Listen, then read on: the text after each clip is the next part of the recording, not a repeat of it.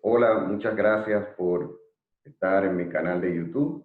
Y en el día de hoy he querido compartir con ustedes una entrevista muy interesante con la finalidad de que todos podamos ser edificados sobre un tema que nuestra sociedad necesita escuchar y sobre todo desde una perspectiva de la obra de Dios, de la misericordia de Dios, de lo que Dios hace en el corazón de una persona. Y podemos ver a través de esta entrevista cómo el Señor transforma los corazones, no importa el pecado que la persona haya practicado. Y estoy muy contento porque hoy tengo conmigo aquí a mi hermano Junior de los Santos, mi hermano Junior, quien es una persona que estábamos hablando y nos conocemos por lo menos más de 17 años lo conozco, por lo Así es, menos, para así tirar es, un número, ¿verdad? así Y Junior de los Santos es una persona quien hemos seguido su ministerio, hemos seguido su vida, hemos compartido en otros escenarios. Y Junior pertenece a la iglesia Ministerio Betel, en donde es consejero bíblico, maestro de escuela bíblica para niños, también trabaja con jóvenes en un barrio de nuestra ciudad, en La Yuca específicamente, donde trabaja ahí con jóvenes, con muy varios jóvenes. Él es abogado de profesión, está casado, tiene 11 años de casado con su querida esposa, una mujer de Dios, una mujer muy agradable, así como es Junior. Y tienen una bella niña que tiene la misma cara de Junior. Eso es increíble cuánto se parece a ti, Junior. Contento de que podamos hacer esta entrevista para todos aquellos que siguen mi canal de YouTube y aquellos que escuchan, que van a estar escuchando esta entrevista también por diferentes medios. Así que muy contento de tenerte, Junior. ¿Cómo te sientes? muy bien, de verdad agradecido de Dios porque Él es quien abre este tipo de oportunidades para poder bendecir la vida de aquellos que nos van a escuchar. Y lo que queremos es eso, aportar un poco de la abundante riqueza que Cristo ha puesto en nuestros corazones, poder darle a otros que puedan escuchar de su gran amor para con tu vida. Así es. Mucha bendición, de verdad que sí. Así es. Junior, en su vida pasada, practicó por varios años el pecado de la homosexualidad. Entonces, me gustaría, Junior, que tú compartas con nosotros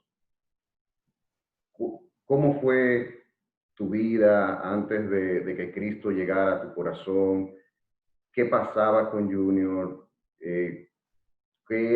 cómo era Junior antes de que el Señor llegara a su vida. Mira, Musa, mi vida transcurría normalmente. Nosotros somos una familia de 6 hermanos, varones, un padre policía y una mamá ama de casa. Y todo bien. En mi casa no había muchas riquezas, en una comunidad del barrio de La Yuca, pero había, las autoridades estaban bien establecidas. Papi era papi y mami era mami. ¿Sí? Y era una familia hermosa, donde papi tiene disciplina, respeto, pero es amoroso. Y mami es sumamente ordenada, es disciplinada. Imagínate con 6 muchachos, sin lavadoras en ese tiempo. Sí, A mano había que lavar, limpiar, y ella se dedicó. Si tú tomas el árbol de nuestra familia, cuando éramos niños, te vas a dar cuenta que si miras a 7, 8, 9, 10, 11 años, va a ver a mami siempre con la misma ropa, el mismo vestido, porque las cosas que habían era para nosotros, no para ellos. Y ella se dedicó por entero para nosotros. Yo crecí en un ambiente donde había amor, donde había hermanos, donde hay hermanos siempre hay alegría, hay pleito, hay sí, discusiones, pero siempre es emocionante vivir con muchos hermanos. Dormíamos 3 en una cama, por la condición económica no la teníamos, pero nosotros no percibíamos eso como una desventaja.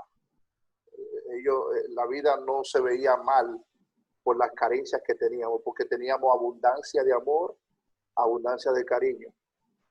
Y en medio de ese ambiente yo crecí saludable, jugaba, deporte, era un niño normal, íbamos a la escuela.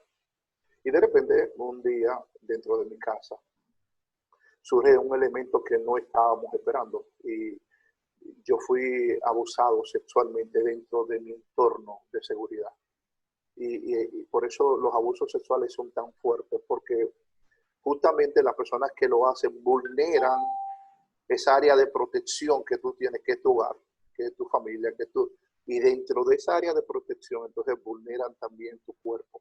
Sí. Y dentro de eso pasó, y la persona que lo hizo me amenazó de que si lo decía a mi papá o a mi mamá, entonces iba a denunciar, iba a agredir a mi mamá. Cogió una muñeca y le quitó la cabeza como con una navaja.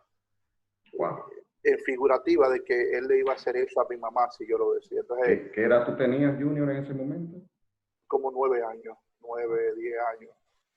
Y de repente yo tengo que luchar ahora con el elemento de que estoy pasando por esta situación, estoy siendo vulnerable, pero no puedo decir solo a nadie. Y ahí entonces comenzaron muchos trastornos. Ahora yo entiendo que eran situaciones de la misma violación. Me puse un niño solitario, comencé a tener pensamientos de suicidio, de quererme quitar la vida, de envenenarme, pensamientos de suciedad muy fuerte, un sentimiento de que me sentía sucio, me sentía inútil de jugar voleibol, después de jugar tanto, después como que me sentía débil, no me sentía en esa capacidad, no me sentía mejor que los demás, depresivo. Y entonces me quedé como en mi casa. Eso me retrajo y me quedé en casa. Mientras mis hermanos eran de la calle jugando, yo me quedé en la casa y me quedé ahí en ese círculo de casa, ayudando a mami, fregando, trapeando, cocinando. Y ya tú sabes lo que significa eso para un niño en un barrio. Comenzaron los apodos. Sí. Comenzaron el bullying, la burla. Comenzaron las situaciones difíciles. Y lógicamente, estas situaciones no eran para nada agradables. Eso indignaba el corazón mío, me entristecía. Y mi padre, en ese deseo de querer ayudarme, bajo las condiciones que tenía, a veces era muy agresivo, diría yo, porque él quería sacarme, pero no lo lograba porque yo como que me retraje. Entonces me identifiqué mucho con mi mamá y solté a mi papá. Sí. Solté a papi y me identifiqué con mami. Y ese vínculo que se hizo con mami fue un vínculo que ahora entiendo que fue malo, porque los padres son los que tienen que formar a sus hijos. Un hombre forma a los hombres y las mujeres forman a las mujeres. Una mujer no puede formar a un hombre, y mi mamá me formó, me adherió, y todos esos sentimientos me lo impregnó a mí. Y ya tú te imaginas, ellos buscaron ayuda psicológica, fui a psicólogos en esa etapa del colegio. Y cuando empezaron a buscar psicólogos era porque ya la conducta homosexual se estaba viendo. Sí, mira, yo siempre le he dicho a los padres que los niños no mienten. Cuando los niños comienzan a reírse de otros niños y a burlarse, aunque ellos son crueles, pero ellos están diciendo la verdad. Y los padres tienen que estar abiertos a esa realidad. Cuando un niño comienza a ser estigmatizado, mujer, sí, hay que atender, porque los niños están viendo en ese niño algo que no ven en otros niños. Exacto. Y es la realidad, aunque es duro, aunque son crueles, pero los padres deben despertar y decir, espérate, y no negar, no autonegarse, porque muchas veces piensan que eso le puede pasar a otra gente y que a ellos no le puede pasar. En mi casa es igual. Nosotros oíamos siempre de cosas que pasaban alrededor del barrio, pero nuestro entorno era tan cerrado que no pensábamos que esto iba a llegar a nuestra casa, y llegó a niveles tal que, como tú decías, yo me volví hizo muy hipersensual.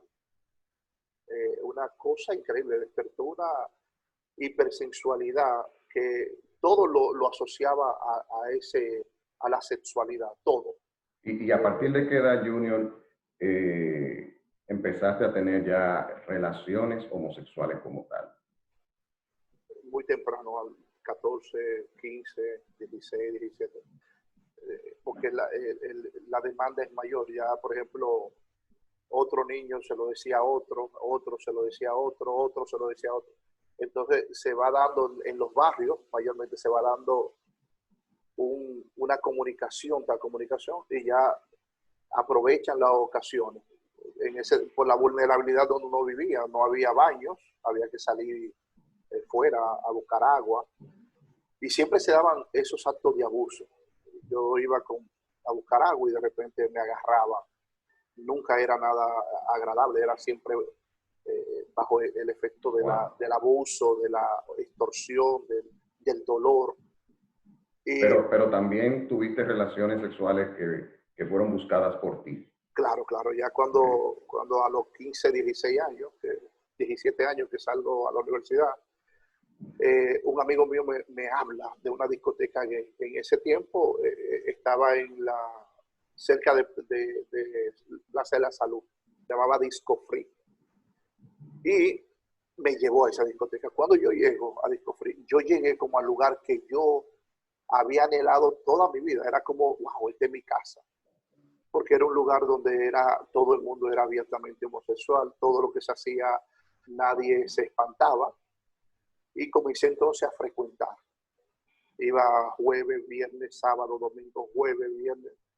Y a eso añadí, ya tú sabes, pornografía en diferentes cines que habían para eso. Conocí bares, Llegó Bar, que era un bar viejo en El Conde, otros bares de lesbiana, bares en Santiago, discoteca en La Vega, discoteca en todo lo que era el mundo que yo no me imaginaba que este país tenía. De repente, todo eso, Penthouse, ahí Villa Juana, conocí y comencé a involucrarme. Ahí tuve mi primera pareja de homosexual, donde conviví con él más de 8 años, una pareja abierta, es decir, todo lo que se quería dar se daba, abierta a todo lo que uno puede pensar. Y entré en ese mundo, un mundo donde hay dolor, donde nada es un juego, donde todo lo que yo pensé que podía hacer no era, donde no hay amigos, donde no hay hermandad real, donde nadie es genuino, donde nadie es auténtico. Personas igual que yo, no puedo juzgarla, personas igual que yo que vienen con los mismos daños que yo vine. Y que lógicamente esos daños ya cuando crecen son peores.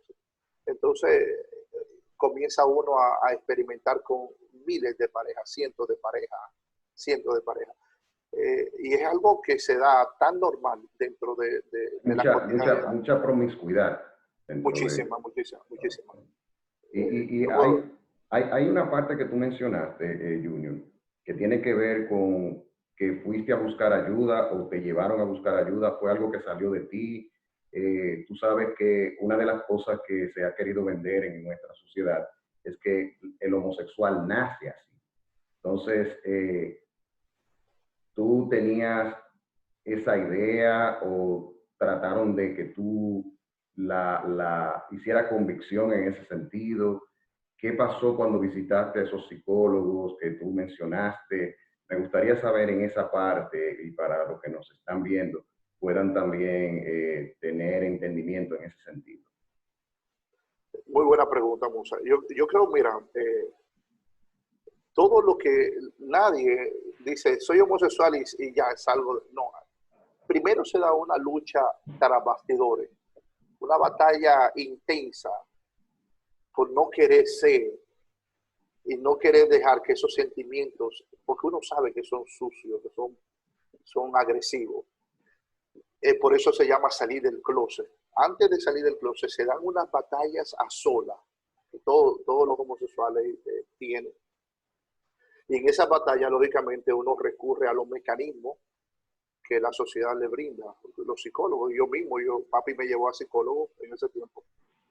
Y lo que me establecía era que yo tenía que aceptarme. La aceptación lo que va a hacer que yo entonces entre en esa liberación de disfrutar la bendición de lo que soy, de lo que yo siento. Hasta que yo no me acepte, yo no voy entonces a disfrutar. Y ahí comenzó el proceso de terapia de poder aceptarme.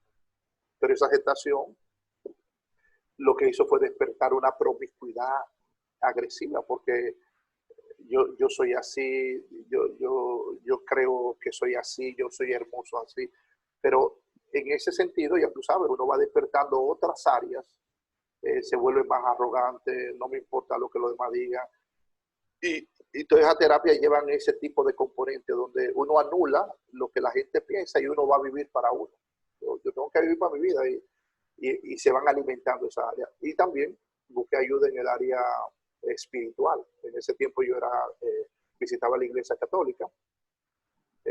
Fui a las ayudas que tenía un sacerdote que era el que conocí en ese tiempo, y cuando estoy hablando con él, él me dice que no era pecado lo que yo sentía. Pecado era compartir eso con mucha gente, pero si yo lo hacía con una sola gente, no era pecado, que era una bendición que lo que yo tenía. Entonces, como que mi conciencia dejó de batallar y, oye, pero yo pensaba que era algo malo.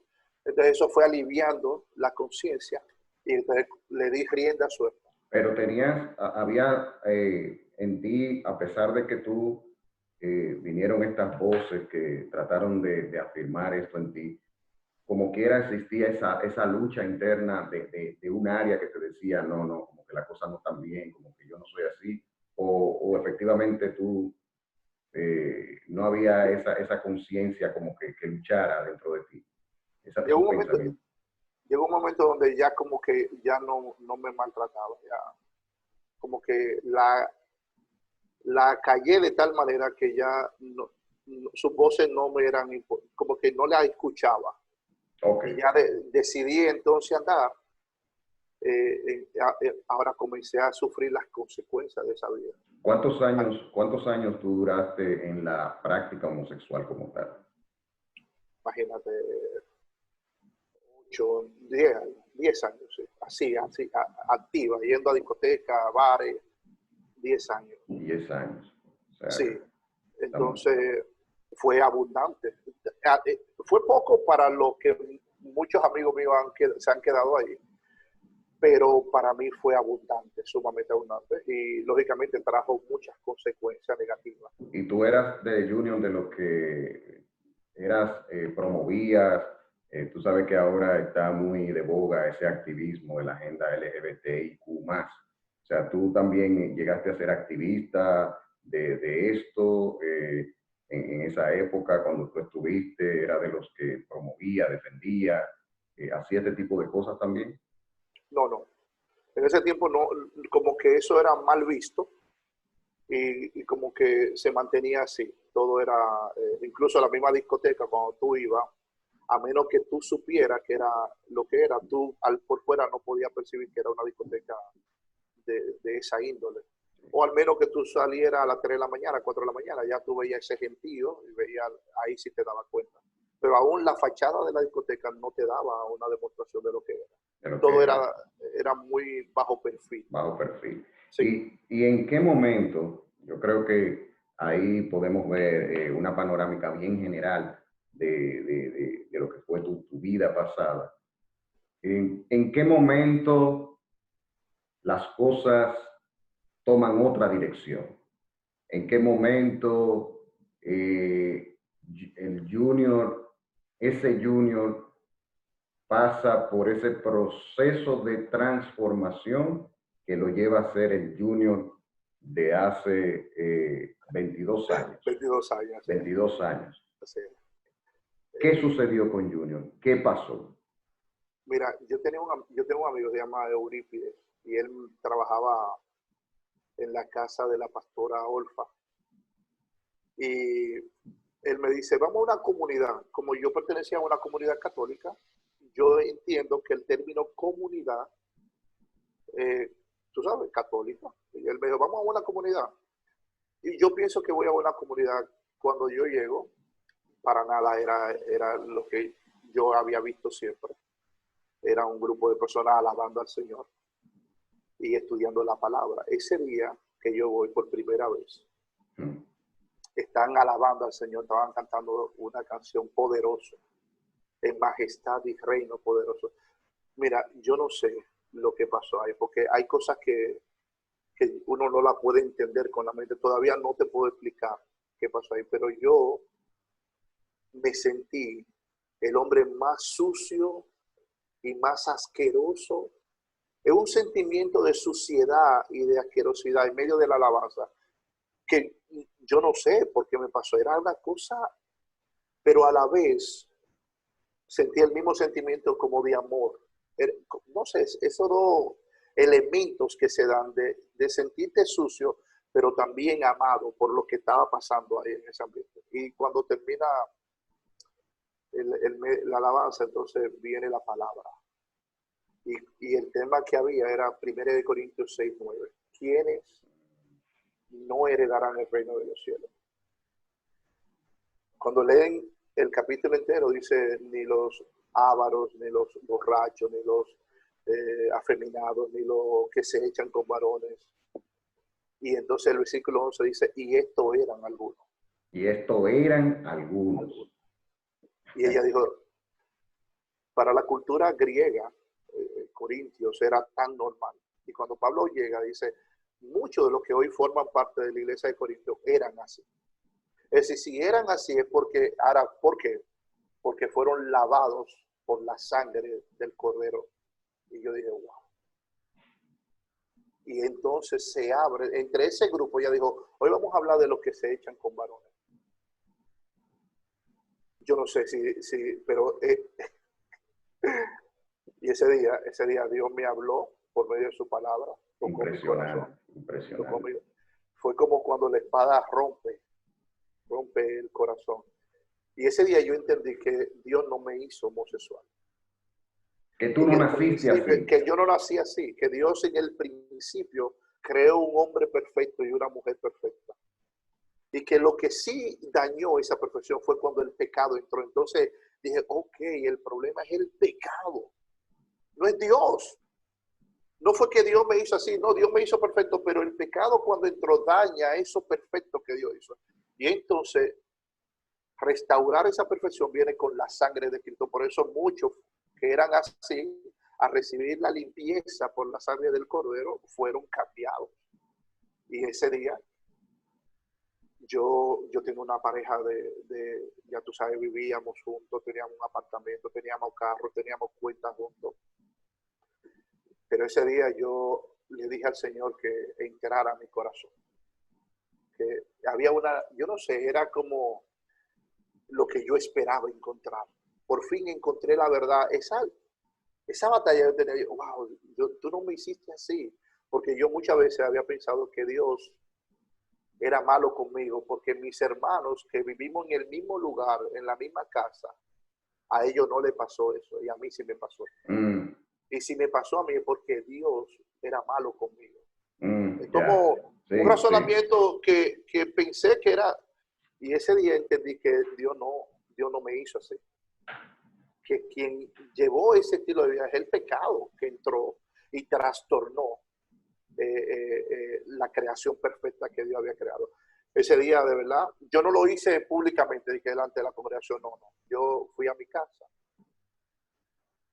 y en esa misma cama donde me hicieron tanto daño, ahí mismo me arrodillé y le dije, Señor, tú sabes que yo no quiero ser así. Yo no quiero ser así. Este sentimiento yo no lo quiero. Yo no quiero estas luchas, estas batallas en mi mente de ver un hombre y desear. Yo quiero ser libre. Y Cristo ese día entró a mi corazón. No sentí cosas, no, Él entró. Y los efectos de ese cambio fue que Él puso un amor por la palabra. y un amor por su presencia, como tú, yo no sé, fue como si de repente desapareció Disco Free, desapareció el Lido, desapareció todos los bares, desapareció todo, y yo lo que quería era que llegara al otro día para ir a ese lugar, ahí ese lugar, ahí ese lunes, martes, miércoles, jueves, no, yo lo que quería vivir en ese lugar, y yo le decía a Olfa, pero vamos a hacer más, vamos a hacer otro día más, porque yo no quería salir de ahí, y en la medida en que comencé a comer la palabra, comer la palabra, comer la palabra, a mí me preguntan, yo, pero ¿cómo cambiaste? Yo digo, yo no sé, yo solamente disfruté tanto la palabra, que la palabra misma fue cambiándome y transformándome, que yo ni cuenta me di en el proceso de cómo fue que lo hizo. Yo sé que la palabra lo hizo. Amén. Yo sé que ella misma, así como comenzó a crear en medio del caos y de las tinieblas, comenzó a hacer cosas nuevas. Así ella comenzó a hacer cosas nuevas en mi corazón, una mente nueva, un deseo nuevo, una pasión nueva, unos ojos nuevos. Oye, ¿cuántas cosas? Se cumplió en ti lo que se cumple en cada uno de nosotros que hemos recibido al Señor, que es un nuevo nacimiento, una regeneración. Amén. Así es. Hoy lo uso el término una regeneración porque lo entiendo.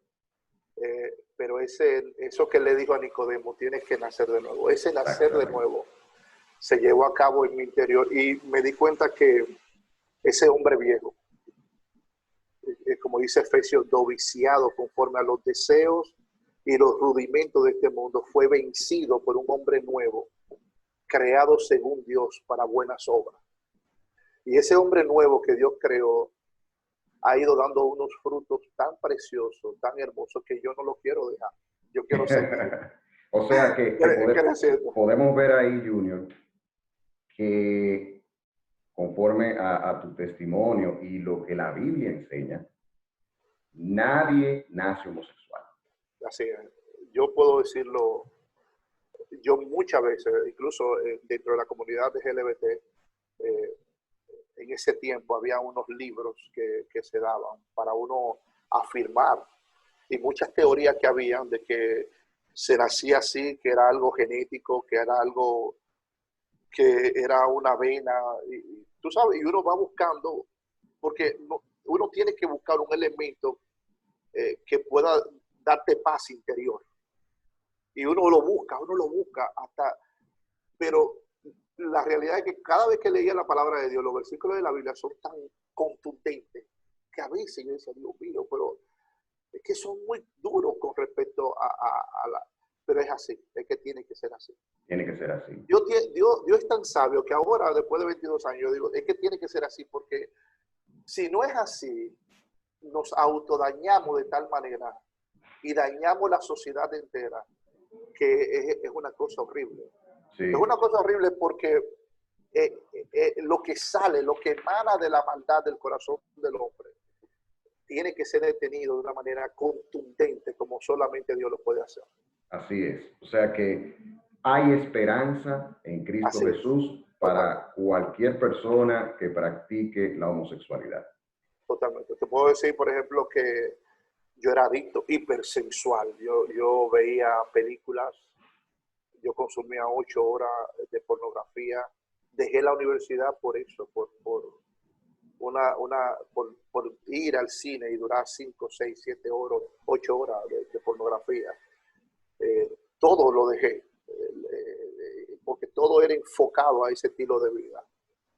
Porque el problema es que tú asumes, yo soy homosexual, pero tú como que te vuelcas a una vida donde solamente importa ese estilo de vida. Como que lo demás pierde sentido, la familia pierde sentido, mami pierde sentido, mis hermanos. Todo lo que yo quiero hacer es en base a ese sentimiento. Y uno dice, pero el ser integral se pierde. Uno solamente se enfoca en alimentar ese estilo de vida. Y yo me fui de mi casa, me fui de mis hermanos, odié a mi papá y lo odié porque Satanás puso en mi corazón cosas en contra de él. Y una de las cosas que hizo Cristo cuando vine a él es que me reuní con ellos, le pedí perdón. Pedí perdón por todo ese malestar que le hice vivir, porque hice traer tanto dolor a mi casa y a mi familia. Es como ese hijo pródigo que se va. Pues se va, exacto. Y si el papá lo estaba esperando es porque el papá no podía dormir. Exacto. Y así hay muchos padres que no pueden Hay dormir. muchos padres, eso es así. Y es esa. ¿Y en qué momento, verdad? Ya entrando a lo que tiene que ver cuando conoces a quien hoy día es tu esposa. Yo quiero que hablemos un poquito de esa parte ya cuando tú conoces a quien hoy es tu esposa y lo que ha sido ya la vida a partir de tu relación con ella. O sea, ¿cómo se da esta situación? Tú sabes, yo le doy gracias a Dios porque yo estoy en una congregación donde me están formando en la palabra de Dios. Y una de esas formaciones que nos daban era cómo era el matrimonio según Dios, cómo es el hombre según Dios, cómo es la mujer. Toda esa formación. Y yo a todos los talleres iba, aunque yo le decía al Señor que me hiciera uno para servirle a Él. Yo quería vivir solamente para Él. Nunca le pedí al Señor que me diera una esposa, pero volví a la universidad. Y al volver, ahí formamos una embajada celestial. Era un grupo. Sí, la recuerdo, la recuerdo. Era un grupo de hermanos que nos reuníamos debajo de una mata de mango. Y ahí encontré a Sori. Sori, cuando la vi, simplemente era mi amiga. En la medida en que comenzamos a desarrollarnos, comenzó a sentir un sentimiento diferente. Hasta que un día no la vi por 2 semanas y dije, pero como que me preocupó no verla. La llamé y se fue dando una relación de amistad. El hombre estaba como enamorando. Sí, yo no sabía, pero me di cuenta que sí, que me enamoré sin darme cuenta, ¿no? Algo que... Y entonces me senté con ella, con su familia, y le dije todo mi testimonio de donde yo venía. Porque la verdad siempre es buena. Claro, claro, claro. Ellos supieron todo y fueron capaces de confiar en entregarme a Sori. Hoy tenemos 11 años, nos casamos y yo creo que Dios me dio a mí más que una mujer, una hermana, una ayuda idónea, preciosa. Sori sabe mis luchas y en el proceso de matrimonio fue una batalla, ya tú sabes, bien fuerte, porque uno va con una mentalidad de que, ya tú sabes, yo voy a ser superhéroe, igual. Y entonces Dios te hace entender que no depende de nosotros. Pablo decía que él tenía muchas cosas para confiar en la carne. Y uno a veces va con unas confianzas en la carne y Dios la anula. Y el matrimonio, en la luna de miel se anularon esas competencias. y fue humillante, pero después Dios se glorificó y ha sido hoy tengo el privilegio de ser papá, tengo a Julián y Esther como mi hija. Tú, esa parte de tu ser papá, y estamos hablando de cómo Dios manda, no a través de tener una pareja homosexual y querer adoptar un niño, o sea, no, sino tener una hija y que la has tenido en tu matrimonio, un matrimonio bendecido por el Señor, como Dios manda. ¿Qué ha significado para ti el tú tener esa hija, pensando en que si Cristo no hubiese llegado a tu vida, quizás por la vida que tú vivías, que no sabemos dónde estuvieras hoy, pero teniendo esa vida no iba a ser posible tú tener una hija en un matrimonio y en una familia como Dios manda? ¿Qué ha significado para ti esa niña, que de hecho tiene la cara igual? Esa niña es, señor, esa niña es pim pum al papá. O sea, es increíble. Yo lloro mucho porque hace varios noches yo estaba durmiendo y ella se levanta para ir al baño de madrugada y ella entra a mi habitación, me quita la sábana y me da un beso. Y ella piensa que yo estoy durmiendo, pero ¿sabes? Los papás no dormimos, ella me da un beso y me dice, papi, te quiero mucho.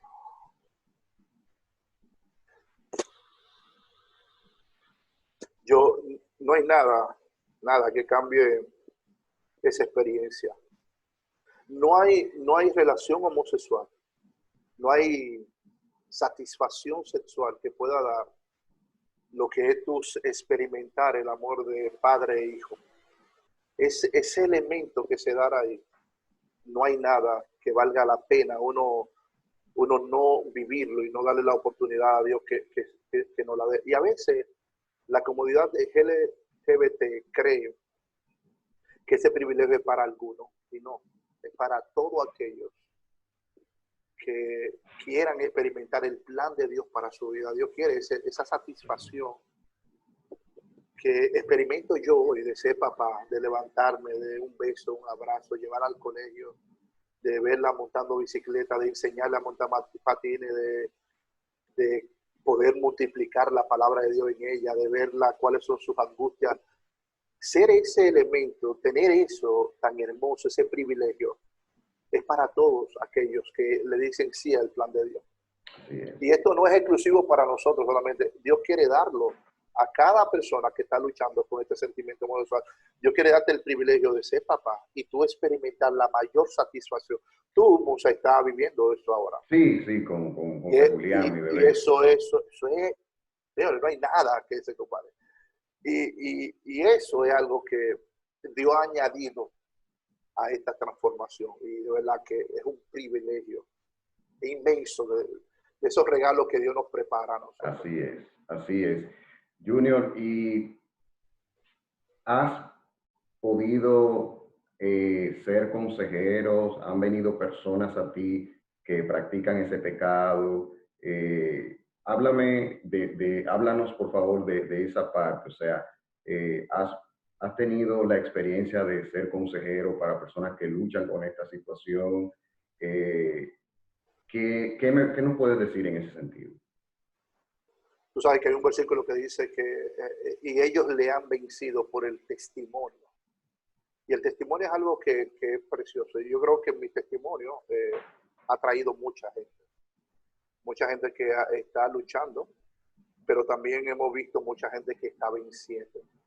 Tenemos amigos en La Romana, un amigo de La Romana, un joven que me oyó por radio de Guatemala y mantenemos y está venciendo, dejó su relación, dejó su vida, y hoy verlo, ser parte de su iglesia, ser parte del grupo de adoración. Tenemos personas en Villamella, un joven transvesti que está en ese proceso de transformación. Hay mucho proceso hay padres que estoy trabajando con sus hijos a temprana edad. Yo tengo uno, por ejemplo, que tenía un niño con una afinación muy amanerado. Y cuando nos sentamos y vimos el comportamiento, le pasó igual que a mí. Lo despegaron de su papá y lo adherió a su mamá. Entonces lo que hicimos fue despegarlo de su mamá y pegarlo a su papá. Y solamente eso ha hecho el resultado increíble. Nada solamente el papá asumirlo como su hijo y él formarlo, ya hizo que el niño dejara esos ademanes, esas actitudes. Y eso confirma que la homosexualidad lo que es una conducta aprendida. Aprendida, así es. Es una conducta aprendida. Exacto, es una inclinación que se da. Y, lógicamente, todo este proceso hemos tenido también mucho desacierto, mucha gente que se ha acercado y en su batalla tan fuerte no quieren cederla. Exacto. Quieren experimentarlo. A muchos me dicen, no, es que ya tú lo viviste y ya tú lo disfrutaste. Yo no lo disfruté. De verdad, yo no lo... Porque lo que tú disfrutas tú no lo dejas. Es decir, tú te... Claro. Y yo creo que siempre es el deseo de querer cambiar. Exacto. La Biblia dice que un corazón contrito y humillado, Dios no lo desprecia. Y la verdad es, Junior, que en ningún pecado hay felicidad. No, o sea, porque hoy estamos hablando nosotros del pecado de la homosexualidla, pero eso también lo podemos llevar a toda práctica pecaminosa. No hay tal felicidad en el pecado. Eso es así. Y la paz del alma solamente Jesús la puede dar.